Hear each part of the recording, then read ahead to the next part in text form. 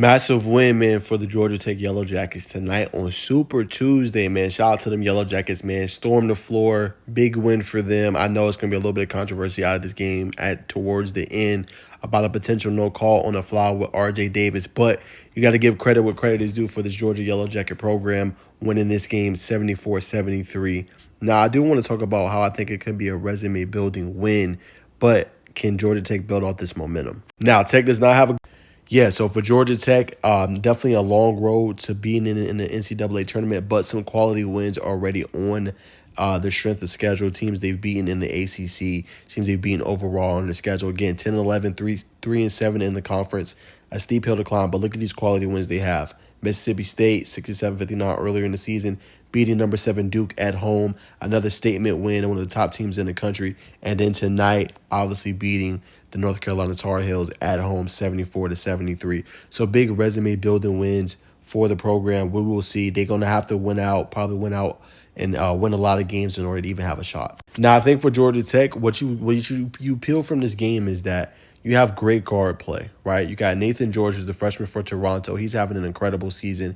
16 points, was 4 of 10. But what he did was he got the switch late in the game against Armando Baycock, who struggles a little bit with more athletic, more superior talented guards a little bit, and guarding it, getting to the rack, getting to his sweet spot, and finishing over him was big in this game. That gave them the 74-73 lead. Miles Kelly's been having a great season all year, averaging 14.2 points per game. He dropped 15 in this one. Probably not the most efficient shooting night, but was 3 for 6 from 3. Also grabbed 5 rebounds as well. And then think about this. As a Georgia Tech, you have a luxury at Kyle Studevant with 18 points. The senior guard, 6 of 10, efficient, doesn't turn over the ball a lot, can put you into your offense, right? Doesn't need the ball in his hands a lot to be successful. Like, that's a luxury to have that off of your bench and to be able to have that kind of a leader. But the key thing for Georgia Tech, you got to think about all these young guys they got, and they're doing really good in this 24 class and 25 class going forward.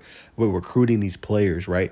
Getting some of these top-notch players. Already got 2 guys from OTE committed to their team already. But think about Nathan George. Think about the 2 OTE guys coming in after this year, right? Think about the 2 quality wins. This is what you want to see in programs like this, getting those very quality wins, right? The Dukes, the UNCs.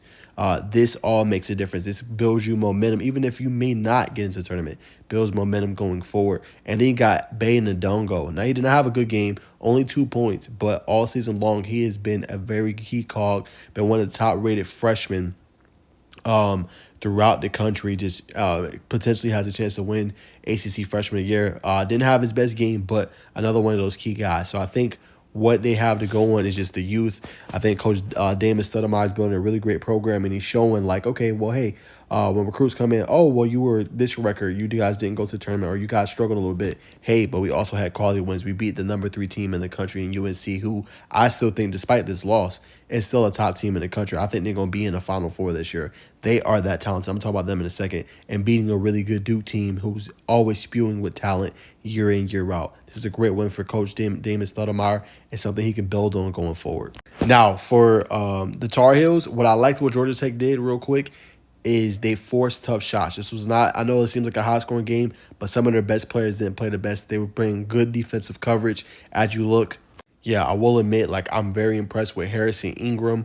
Did not have a good night tonight, 3 for 14, 8 points, but did have 13 boards. Again, probably one of those outlier type games for him. That kid makes them so special, right? Because you got R.J. Davis, who dropped 28 tonight, 11 for 24 from the field. Unfortunately, what happened at the end, I know they're going to probably talk about that a lot, the potential no call on the foul. But R.J. Davis is senior guard. You can see that he is very senior-laden. He knows what to do with the ball in his hands late in games. And he got also Armando Baycock for his final season, 9 points, 9 rebounds. He got to be a little bit better, I think. But when you have players like a R.J. Davis, and you got Armando Baycock and a Harrison Ingram who can fill it up, and then off the bench, a Washington who can come in and drop buckets as well, and also a C. Ryan. Like, they got players, man. Like, it's just tough to play in that environment. You got to think about it. This game was sold out. Georgia Tech was ready to go. The line was out the door before the game even started and the national anthem started. Like, Georgia Tech was geared for this game. And shout out to them one more time, man, getting the first beating a top AP ranked team for the first time since 2004, man. Congrats to them. That is big time for Georgia Tech. But yeah, back to North Carolina real quick. They have a really, really good team. I still think they're going to make a deep playoff run with their head coach. Expect for this team to go far, man. Just have one of those nights, man. That's how it is, man. It's been one of those years.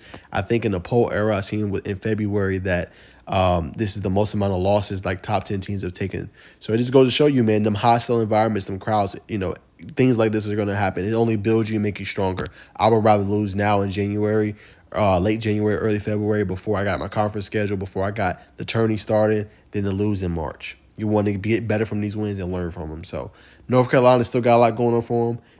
Excuse me. And I think they're going to make a deep playoff run. Georgia Tech, big time resume building win, big time even for the future. If the season doesn't work out how they want it to, they are taking the right steps in the right direction.